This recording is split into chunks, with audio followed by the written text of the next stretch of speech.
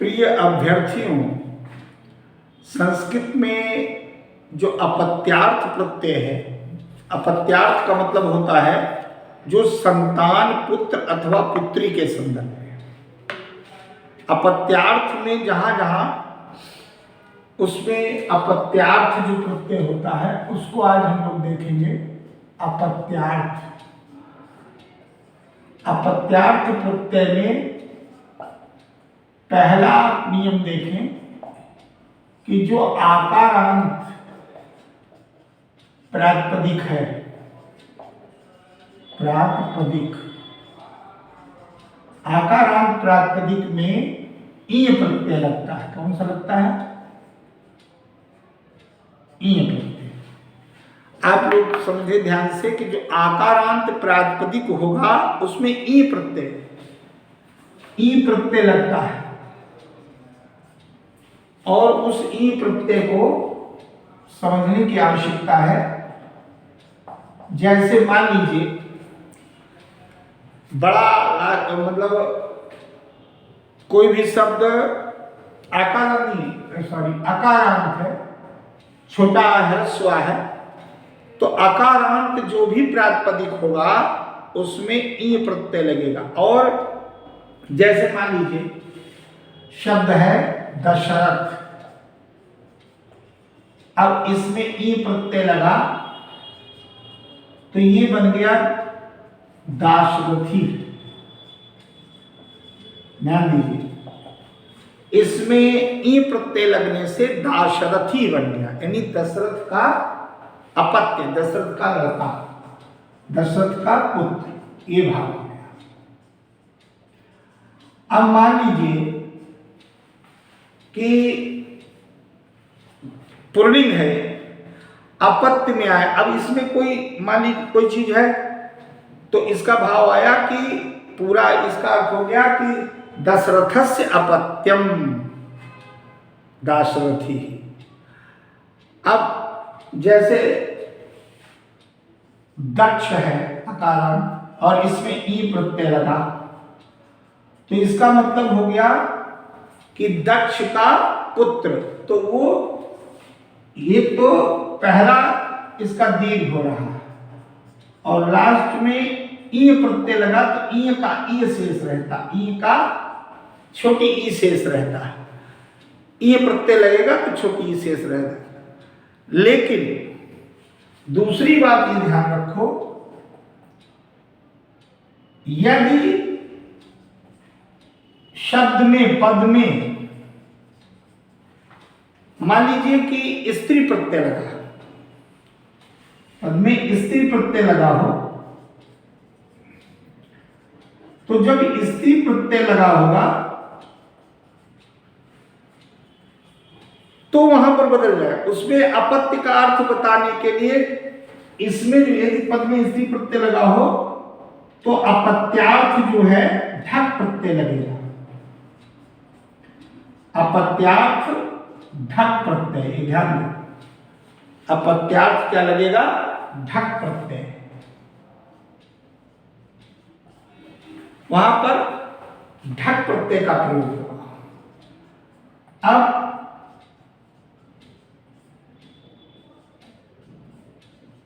मान लीजिए स्त्री प्रत्यय लगा है, विनता, जैसे विनता है, अब विनता में ढक प्रत्यय लगाओगे तो ये बनेगा वैन तेया। ये तो जान लो कि जो वैनतेया शब्द बन रहा है वो विनता का पुत्र। भगनी में ढक प्रत्यय लगेगा और ये सब स्त्री प्रत्यय हैं। भगिनी, तो भगनी में ढक प्रत्यय लगा तो बना भागिनीया, ये दीर्घ हो जाएगा, भागिनीया यानी भांजा। ऐसे बहुत से शब्द हो सकते हैं। अब कुशकस्य अपत्यम कौशिका, अपत्य अर्थ में। फिर उसके बाद ये लिख लीजिए कि जैसे मान लीजिए केवल दो स्वर हो, आगे लिखते हैं तीसरा नंबर देखिए, अगर केवल दो स्वर हैं और प्रातिपदिक है, ये बहुत इंपॉर्टेंट है। मान लीजिए जिन पदों में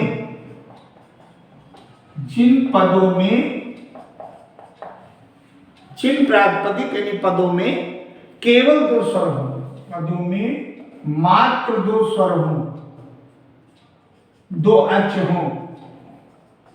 एक कंडीशन पहली कि जिन पदों में केवल दो स्वर हो और साथ साथ स्त्री प्रत्यांत हो,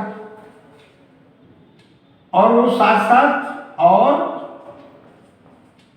स्त्री प्रत्यांत हो, स्त्री प्रत्यय हो,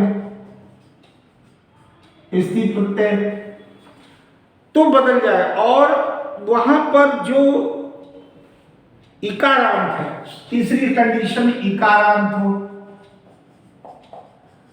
अब देखिए, दो स्वर हो, फिर स्त्री प्रत्यांत हो, स्त्री प्रत्यांत लिख दो तो याद है, और इकारांत हो, तीसरी कंडीशन। पहली कंडीशन दो स्वर, दूसरी स्त्री प्रत्यय, तीसरी इकारांत। अब जहां ऐसी स्थिति होगी तो जो ई लग रहा है वहां पर आप ध्यान देंगे उसमें ढक प्रत्यय जुड़ेगा। तो जहां जहां ई जुड़ रहा था उसको ध्यान रखें कि उसमें ई में ई जो प्रत्यय पहले आप लगा रहे थे, दशरथ धनी दासरथी, वो बदल जाएगा, क्योंकि ई में अंत होने वाले ना हो, मतलब ई प्रत्यय अंत में ना हो, अंत में ना हो, ये ब्रैकेट में रखो। तो ढक प्रत्यय का प्रयोग होगा, ढक प्रत्यय का प्रयोग होगा। क्यों? और वो भले ही अकारांत है इसलिए अपवाद है। जैसे मान लीजिए हमने एक दिया कि कोई शब्द है दत्ता धन ढक, दत्ता धन ढक, तो दातेया क्या बन गया? अब इसका अगर व्याख्या करते हो, व्युत्पत्ति करते हो, तो दत्याया अपत्यम पुमान, दत्याया अपत्यम पुमान, ये हो गया दत्याया अपत्यम पुमान, अपत्य का भाव दात्तेया। इसी प्रकार से अत्रि, अत्र्य जैसे अत्रि है, कोई नहीं आकारांत और ना चाहे छोटी हो कुछ भी हो, ढक। क्यों? ना ई प्रत्यय है और इसमें दो स्वर हैं दिख रहे हैं, साथ साथ स्त्री प्रत्यांत है, इकारांत है। अब इकारांत तीन बातें कहेंगे कि जहां पर ऐसी स्थिति हो, जैसे अत्रि है, इकारांत आ गया, ये वाला फार्मूला, तो ढक तो बनेगा आत्रेय,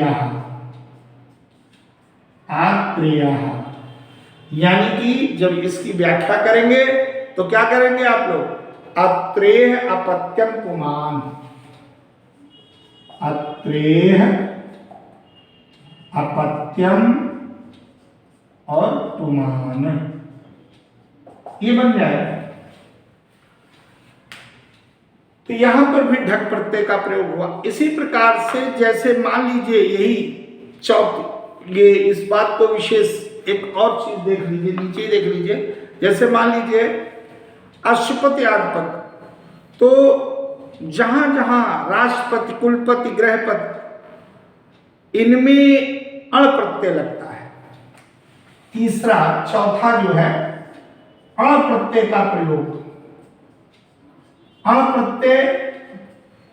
अब जैसे अश्वपति, ये स्वामित्व भाव में आता है। जहां जहां अण प्रत्यय आएगा, यद्यपि प्रातिपदिकों में अण प्रत्यय लगेगा, प्रत्यय सूचित होता है। जैसे गणपति, तो उसका हो जाएगा गाणपतम।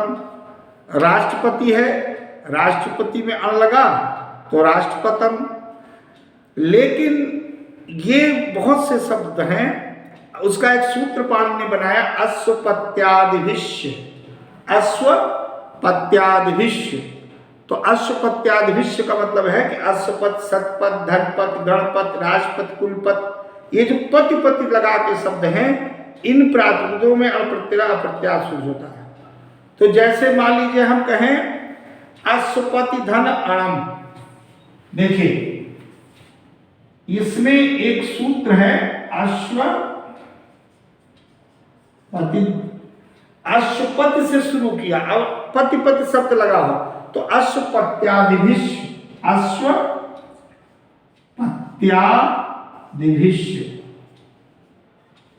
इसका अर्थ होता है कि अश्वपति, गणपति, राष्ट्रपति, कुलपति। अब इसमें हम काफी लिख सकते हैं अश्वपत्यादि, जैसे अश्वपति से हो गया, राष्ट्रपति हो गया, ठीक है, कुलपति हो गया, अब पति आना चाहिए लास्ट में, गृहपति हो गया, गणपति हो गया। इसको कैसे समझोगे? अश्वपत्यादि, इसमें अण प्रत्यय। अब अण प्रत्यय को लगाने का तरीका देखिए। जब अण प्रत्यय लगाएंगे तो जो पहला है उसका दीर्घ हो जाएगा।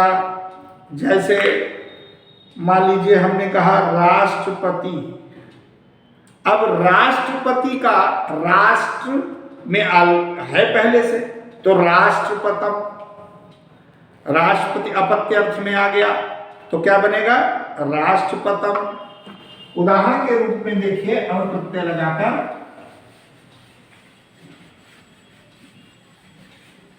अण प्रत्यय में जिसमें पति हो, ठीक है। अब देखिए ध्यान से, जैसे हमने कहा पशुपति, अब पशुपति में अण प्रत्यय लगा तो पहले तो हो गया पाशुपतम। गणपति में अण प्रत्यय लगाया तो बन गया गणपतम। अगर राष्ट्रपति में अण प्रत्यय लगाया तो बन गया राष्ट्रपतम।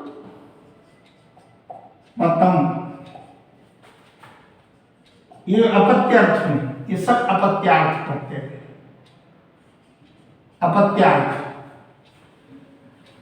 इस प्रकार से, लेकिन उसमें पति हो। लेकिन मान लीजिए राजन और श्वशुर शब्द है अपत्यार्थ में, तो यत् प्रत्यय। एक और देखिए अगला नियम, राजन और श्वशुर, इसमें अपत्यार्थ क्या लगेगा? यत् प्रत्यय, यत् प्रत्यय का प्रयोग। जैसे हमने लगाया राजन में यत् प्रत्यय, तो या जुड़ जाएगा क्योंकि या शेष रहेगा, तो बनेगा राजन्यः। इसी प्रकार से श्वशुर में लगाया तो श्वशुर्यः, श्वशुर में, ठीक है। अगर इसमें लगाया तो ये बन गया यत् प्रत्यय जोड़ दो और ये बन गया श्वशुर्यः, या जोड़ दिया, ठीक है। तो राजा का पुत्र, ससुर का पुत्र, इस प्रकार से ये अपत्यार्थ प्रत्यय आपने देखा। और जितने भी अप्रत्यार्थ प्रत्यय है उसमें बहुत सावधानी से, अब जैसे गौतम में ढक प्रत्यय तो बन गया गौतम, कुशिक में ढक प्रत्यय तो कौशिक, ठीक है। और जहां भी ढक प्रत्यय लगेगा वो अपत्यर्थ यानी संतान के अर्थ में आएगा। इसको ज़्यादा से ज़्यादा अभ्यास करें और उसको बार बार अभ्यास करेंगे अन्य अन्य शब्दों में तो आपका ये पूर्णतया स्ट्रॉन्ग हो जाएगा पक्ष। और इस प्रत्यय को जोड़ करके या प्रत्यय से जुड़े हुए जो पद हैं उनको समझने में सही ऑप्शन चुनने में मदद मिलेगी। धन्यवाद।